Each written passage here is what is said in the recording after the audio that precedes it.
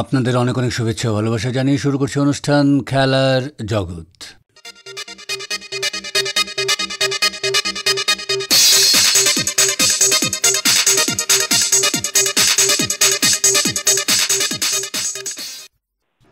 Assam club cup অনূর্ধ্ব 13 football প্রতিযোগিতায় champion হয়েছে লক্ষ্মীপুর জেলা ক্রীড়া সংস্থার লেনরুল এফসি দল। এই প্রথমবার লক্ষ্মীপুর জেলার একটি ক্লাব রাজ্য শিরোপা অর্জন করেছে। এর আগে অনূর্ধ্ব 15 বিভাগে আন্তঃজেলা পর্যায়ে চ্যাম্পিয়ন হয়েছিল। দলের এই সাফল্যে দারুণ খুশি লক্ষ্মীপুর সহ বরাক উপত্যকার ফুটবল প্রেমীরা। এই চ্যাম্পিয়ন দল পরবর্তীতে জাতীয় পর্যায়ের প্রতিযোগিতায় অংশগ্রহণ করবে। এই নিয়ে আকাশবাণীর সঙ্গে একান্ত সাক্ষাৎকারে লক্ষ্মীপুর জেলা ক্রীড়া সংস্থার সচিব দেবব্রত পাল জানালেন, আমাদের জন্য অনেক গর্বের ব্যাপার যে আজকে লক্ষ্মীপুর জেলা ক্রীড়া সংস্থার একটা দল লেনরুল এফসি দলটা আজকে আসাম চ্যাম্পিয়ন হয়েছে আন্ডার 13 বয়সে। তো সেটা লিগ, সেই টুর্নামেন্টটা ছিল অল ইন্ডিয়া ফুটবল ফেডারেশনের একটা নতুন 3 বছর হয়েছে শুরু করেছে। সেটা সমগ্র ভারতবর্ষেই হচ্ছে, প্রত্যেকটা রাজ্যতেই হচ্ছে, এবং সেটা আসামেও শুরু হয়েছিল প্রায় 8-9 মাস আগে। সেটা বিভিন্ন পর্যায়ে খেলা হয়েছে। প্রথমে ডিএসএর প্রত্যেকটা ডিস্ট্রিক্টে খেলা হয়েছে, ডিস্ট্রিক্টের ভিতরে খেলা হয়েছে, সেখান থেকে একটা ক্লাব চ্যাম্পিয়ন হয়েছে। তারপরে সেই ক্লাবটা গিয়ে দ্বিতীয় পর্যায়ে খেলেছে জোনাল পর্যায়ে খেলার পরে ফাইনালি আবার ওরা সেন্ট্রাল লেভেলে ওরা পৌঁছে, এবং ওই ক্লাবটাই আমাদের লক্ষ্মীপুরের দিয়েছে। তো জোনাল সেন্ট্রাল পর্যায়ে পৌঁছার পরে সেখানে ছিল সেটাতে 9টি দল অল আসাম। তো অল আসামের 9টি দল এরকম মানে জোনাল পর্যায়ে পৌঁছার পর এই 9টি দলে খেলা হয়েছে। আমাদের যেমন একটা ক্লাবে 17টা করে 16টা ম্যাচ খেলেছে ওই সেন্ট্রাল লেভেল। সেটাতে অন্যান্য বিভিন্ন ডিস্ট্রিক্টের সেটা মানে জোন হিসাবে আসছে আর কি। জোন হিসাবে অনেকে কোয়ালিফাই করে 9টা টিমের মধ্যে খেলা হয়েছে অল আসামে।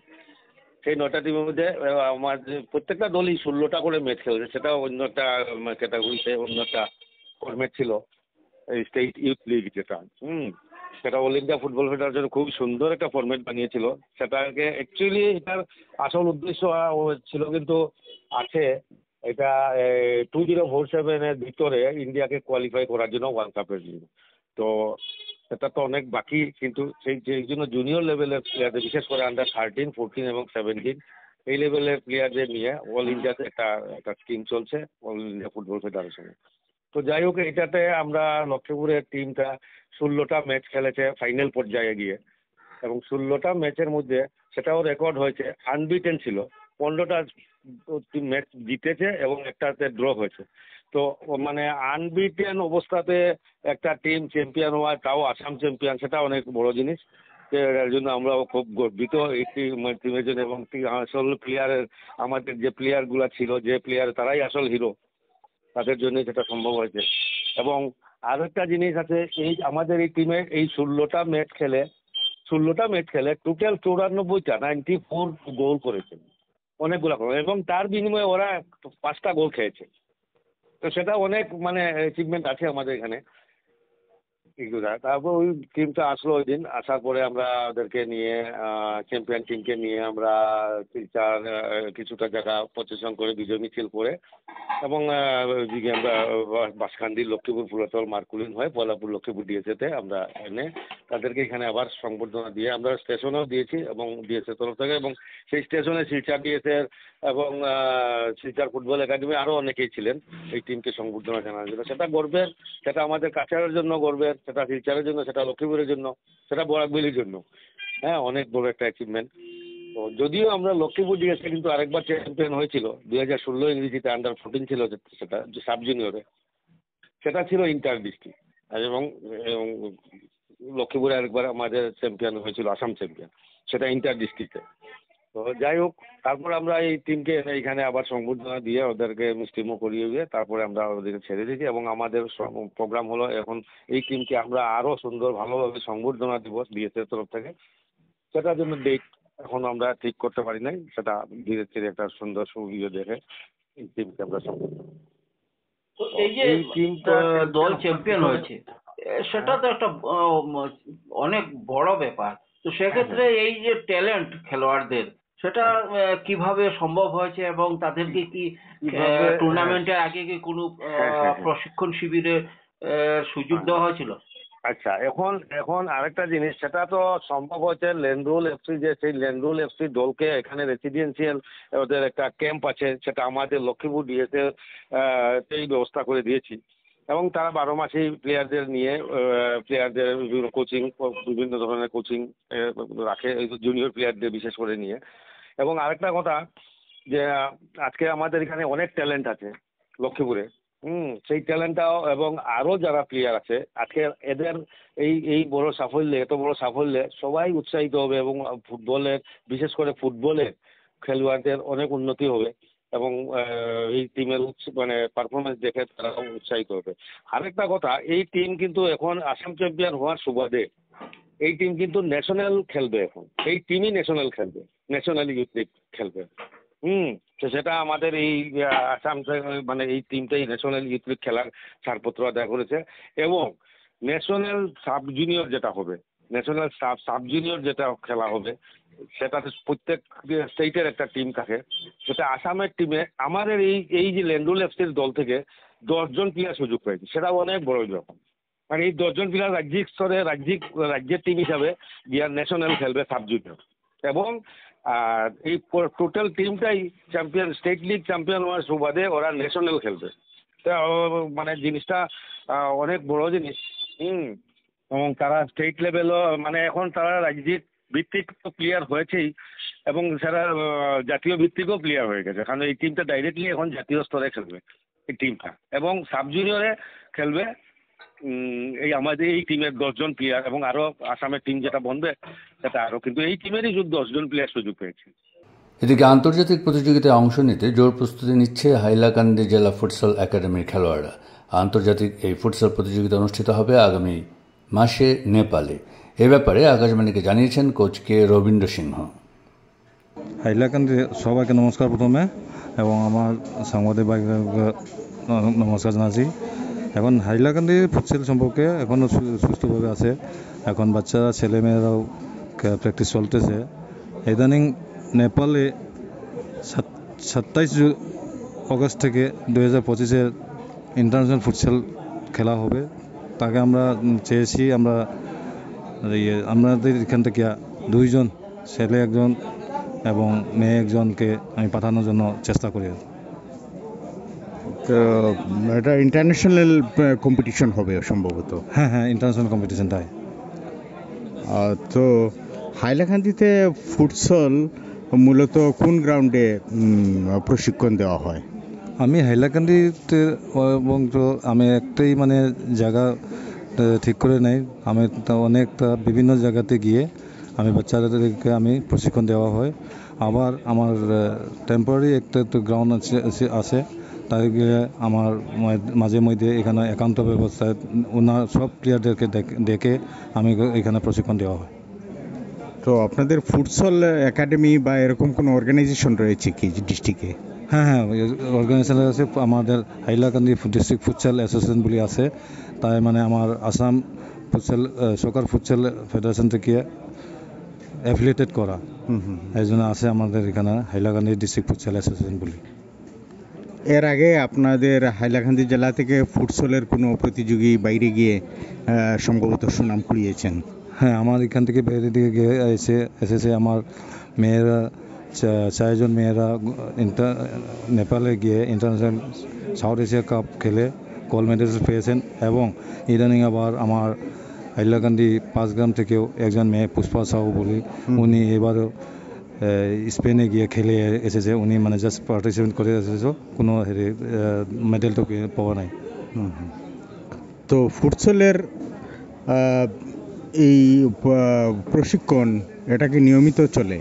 হ্যাঁ, নিয়মিত চলে। আমাদের এখানে আমার নিজস্ব একটা মানে ফুটসল ফেডারেশন বাইরে আমার একটা আমার একাডেমি আছে, অল জারিবন স্পোর্টস একাডেমি বলে, তাই মানে আমি এদেরকে প্রশিক্ষণ দিয়েছি।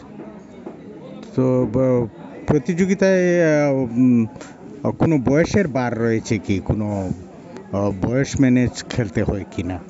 অ্যাকচুয়ালি বয়স তো ম্যানেজ হয়, কিন্তু আমাদের এখানে 25 বছর পর্যন্ত ওদেরকে মানে আমার পুরো ফুলি বয়স আছে। কিন্তু আমাদের প্রথমে অনূর্ধ্ব 7 থেকে শুরু করে আর অনূর্ধ্ব 13 হলো মেইন, তখন থেকে শুরু করে আমার বাচ্চাদেরকে আমি বাইরে ন্যাশনাল লেভেল ইন্টারন্যাশনাল লেভেলে আমি পাঠাতে পারি, এই ধরনের একটা মানে বয়সের। কিন্তু ঊর্ধ্বে 25 আছে, তার জন্য আমি এই ধরনের সবাইকে প্রশিক্ষণ দিই, কিন্তু ওদেরকে গিয়ে মানে পার্টিসিপেট করে চলে আসে।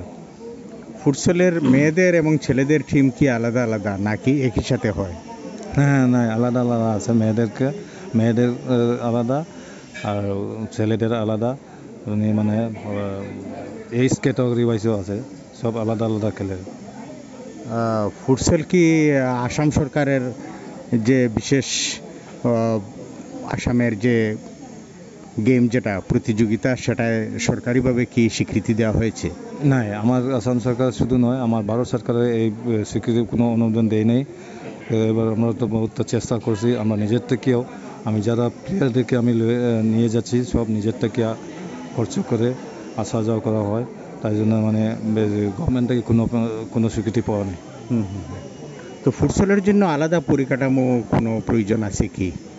না, এইগুলি তো পরিকাঠামো তো মানে আমাদের চেষ্টার উপরে সব কিছু পরিকাঠামো মানে সেমই অ্যাজ এ তোমার ফুটবল খেলার 11 সাইড, এবং আমার এই ঘর হলো তোমার 5 সাইড, আগেতেও আমি বলেছি, তাই জন্য আলাদা নাই, একদম গ্রাউন্ডও আলাদাই আছে। হাইলাকান্দিতে জেলা ক্রীড়া সংস্থা রয়েছে, সেই সংস্থার অন্তর্ভুক্ত রয়েছে কি ফুটসলও? না, জেলা ক্রীড়া সংস্থায় মানে আজকে আমার সংস্থায় আমাকে নেইনি। আমাদেরকে এখন ওরা শুধু ফুটবলের প্লেয়ার বেছে, আমরা যতটুকু আমি ফুটসলের প্লেয়ার বানাচ্ছি, প্রশিক্ষণ দিয়েছি, ওদেরকে মানে ফুটবল 11 সাইডে নিয়ে যাচ্ছে ওরা। হ্যাঁ, সম্ভবত ফুটসলের আরও উজ্জ্বল ভবিষ্যৎ রয়েছে। হ্যাঁ, আমার বিশ্বাস, কিন্তু আমার এখানে মানে বহু জনা উজ্জ্বল হবে। এখন এই ইদানিং কয়েকদিন পেয়েছি আমি, এবার ন্যাশনাল চ্যাম্পিয়নশিপে গিয়ে আমাদের ফেডারেশনের বহুত চেষ্টা করে এবার মানে ইন্ডিয়ান অলিম্পিকের দেওয়ার জন্য বহুত চেষ্টা করেছি। তাই গেলে গিয়ে আপনারা বাচ্চারা, ছেলে মেয়েদের যারা খেলোয়াড়দের ওদেরকে লাভ হবে বলে আমি বিশ্বাস। শ্রীভূমি জেলা ক্রীড়া সংস্থার উদ্যোগে সরকারি স্কুলে খেলার মাঠে শুরু হতে যাচ্ছে সীমান্ত শহরের ঐতিহ্যবাহী আমন্ত্রণমূলক আর.কে. জৈন ফুটবল প্রতিযোগিতা। আজ এ নিয়ে এক সাক্ষাৎকারে শ্রীভূমি জেলা ক্রীড়া সংস্থার সাধারণ সম্পাদক সুদীপ চক্রবর্তী আকাশবাণীকে জানান, জেলা ক্রীড়া সংস্থা শ্রীভূমি আর.কে. জৈন ইনভাইটেশনের ফুটবল টুর্নামেন্ট শুরু করতে চলছে। এটা যখন সাধারণ সম্পাদকের দায়িত্ব আমি গ্রহণ করি, তখন থেকেই এটা করার ইচ্ছা ছিল, কারণ তার পিছনে একটা দীর্ঘদিনের স্বপ্ন ছিল। ছাত্র জীবনে আমরা 90 দশকে আমি স্কুল পড়ার সময় সেখানে প্রয়াত ফণী শর্মা স্যারের হাত ধরে ভলান্টিয়ার হিসাবে মাঠে প্রবেশ, তারপর এক সময় দলের সঙ্গে থাকা, দুর্গাপুর বাইরে স্টিলের টিম আসতো কলকাতা, তাদের সঙ্গেও থাকার সৌভাগ্য হয়েছিল। কিন্তু 27 বছর আজকে যে এই টুর্নামেন্টটা সম্ভব হয়নি করিমগঞ্জে আয়োজন করা। আর এটা এই জেলা ক্রীড়া সংস্থার সঙ্গে যারা দীর্ঘদিন থেকে জড়িত আছেন, অনেক পুরনো আছেন, অনেকের স্মৃতি এটার সঙ্গে জড়িত আছে, অনেকে আছেন নাম শুনেছেন, খেলা দেখেননি কিন্তু নাম শুনেছেন, তাদের মধ্যে একটা আগ্রহ ছিল এটা আর.কে. জৈন কী দেখবেন, বা অনেকে খেলেছেন, অনেকে আজকে এই জেলার এই রাজ্যের বাইরেও আছেন, এই শহরের মানুষ, কিন্তু আর.কে. জৈনের প্রতি একটা টান আছে ওনাদের। কারণ বাইরের অনেক একটা ফুটবলের আসর, বাইরের দল বসানো, সেটা সত্যিকার অর্থে একটা আনন্দের ব্যাপার ছিল। বরাক উপত্যকায় একটা উৎসব ছিল এম গুপ্ত, আর.কে. জৈন, সেগুলো বন্ধ ছিল, দীর্ঘদিন পরে এম গুপ্ত হয়েছে। আর করোনার কারণে আমরা সেটা আয়োজন করার চিন্তা ভাবনা নিয়েও এগিয়ে যেতে পারিনি। শিলচর জেলা ক্রীড়া সংস্থা এম গুপ্ত 4টি দল না 5টি দল নিয়ে এম গুপ্ত আয়োজন করেছে এই বছর প্রথম দিকে। তো আমরা দীর্ঘদিন ধরে সেটা প্রয়াস চালিয়ে যাচ্ছিলাম। এই ব্যাপারে নিয়ে আমরা অনেক আলোচনা করে অনেক দলের সঙ্গে আয়োজন করেছি। আমরা আমাদের প্রাক্তন খেলোয়াড়, বর্তমানে আসাম সরকারের মন্ত্রী শ্রী কৃষ্ণেন্দু পাল মহোদয়ের সঙ্গে আলোচনা করি, ওনাকে চেয়ারম্যান করে আমরা একটা রিসেপশন কমিটিও তৈরি করি এবং অন্যান্য দলের সঙ্গে, বাইরের অন্যান্য ক্লাবের সঙ্গে, দলের সঙ্গে আমরা আলোচনা করি। যারা আরকে জৈন পরিবার আছেন তাদের সঙ্গে আমি যোগাযোগ করেছিলাম এই টুর্নামেন্ট তারা আবার স্পন্সর করতে রাজি আছেন কি না। তাদের অনুমতি সাপেক্ষে আমি আসাম ফুটবল সংস্থা এবং সর্বভারতীয় ফুটবল সংস্থার অনুমতি প্রদানের জন্য আবেদন করি, ওনাদের কাছ থেকেও আমরা অনুমতি পাই। ইতিমধ্যে খেল মহারণের পর পঞ্চায়েত নির্বাচন চলে আসে, তারপর বর্ষার মরশুম, এই সবগুলো থাকার দরুন আমাদের পক্ষে আর সময় মতো সেগুলো স্থির করে আয়োজন করা সম্ভব হয়নি।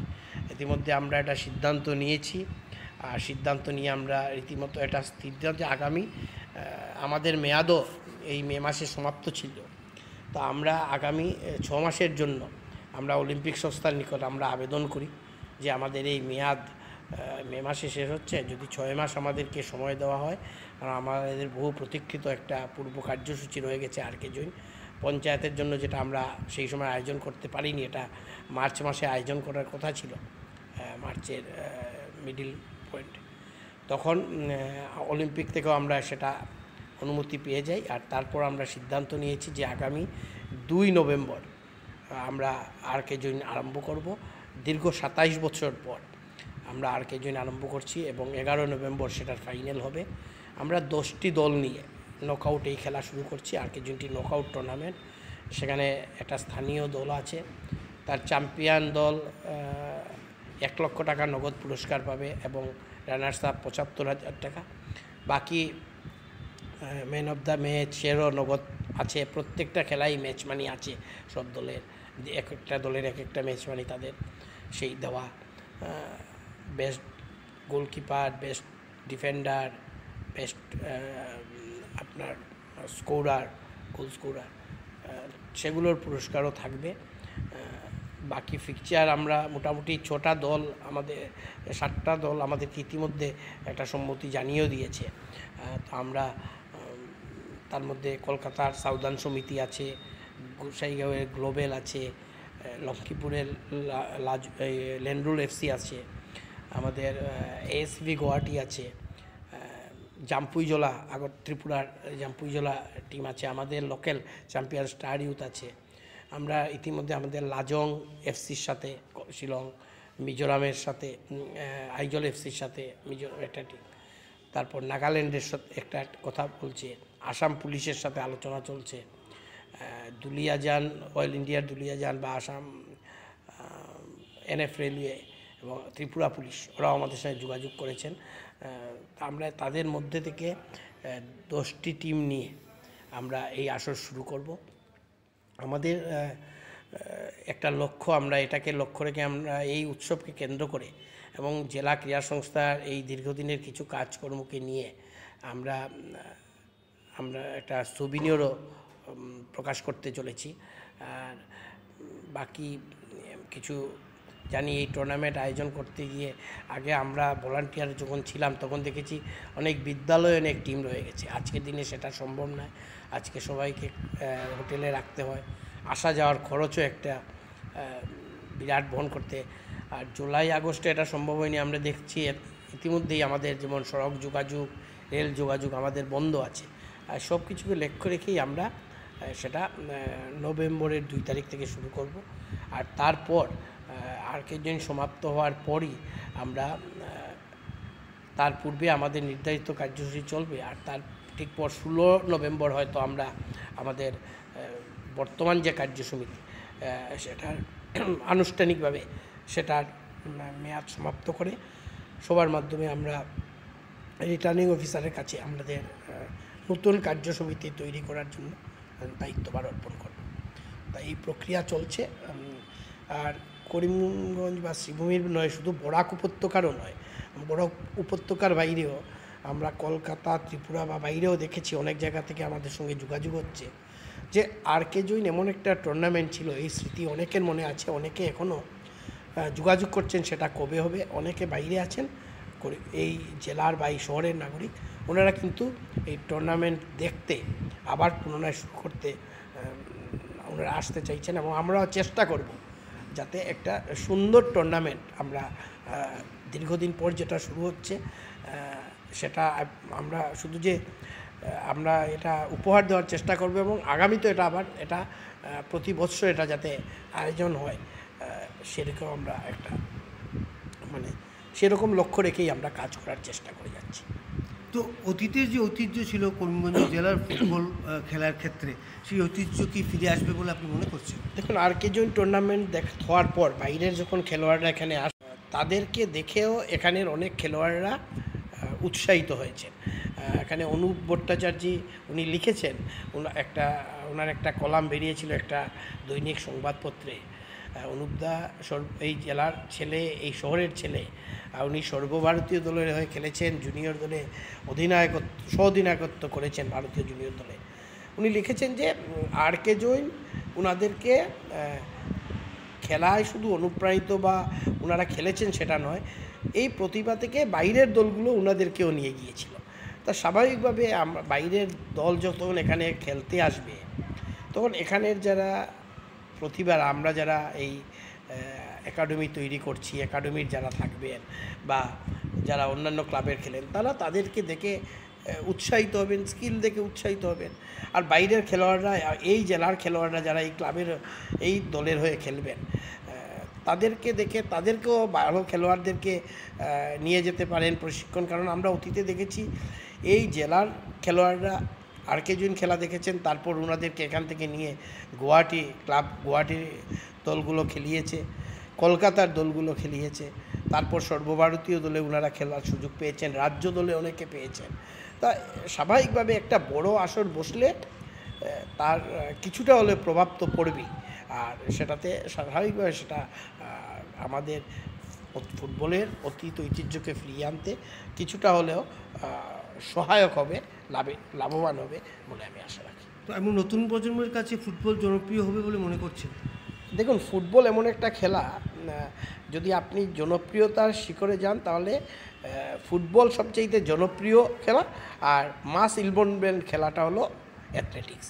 তা ফুটবলের জনপ্রিয়তা কোনো অংশেই কম হবে না, সেটা আপনি ছোট আসরে দেখলেও বসবেন।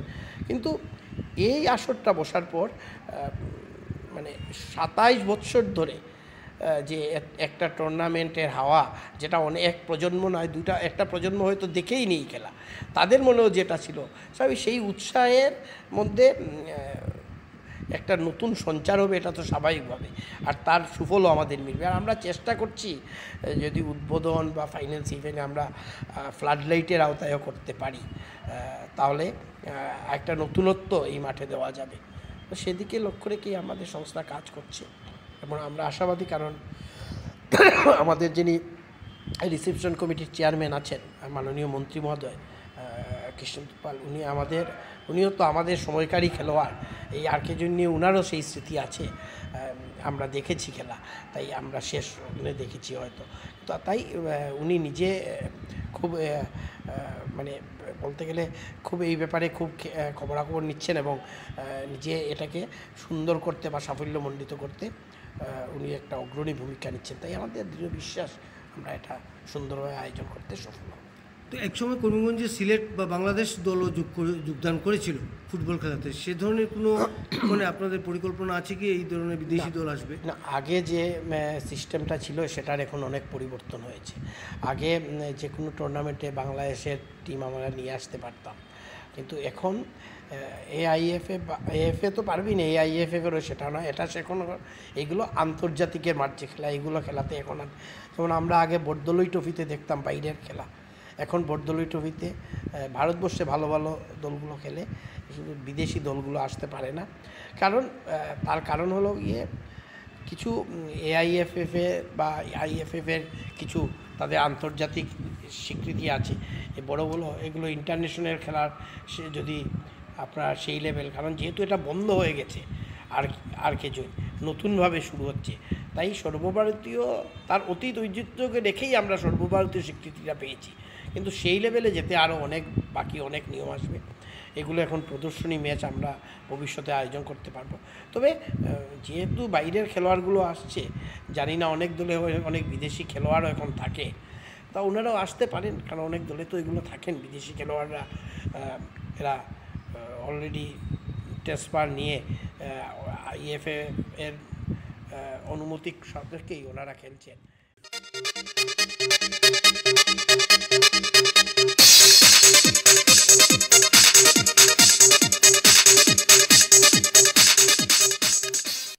শ্রোতা বন্ধুরা, খেলার জগৎ আজ এখানে শেষ করছি। আপনাদের সঙ্গে আবার কথা হবে আমাদের আগামী অনুষ্ঠানে। আপনারা ভালো থাকবেন এবং অবশ্যই সুস্থ থাকবেন। এবারে বিদায় নিচ্ছি, তবে তার আগে জানিয়ে দেব উপস্থাপনায় ছিলাম অনির্বাণ জ্যোতিগুপ্ত। সাক্ষাৎকার নিয়েছেন রতন দেব, জসীমউদ্দিন লস্কর ও নবেন্দু দাস। অনুষ্ঠানটি সম্পাদনা করলেন কৃষ্ণেন্দু ভট্টাচার্য এবং প্রযোজনায় হিতব্রত ভট্টাচার্য।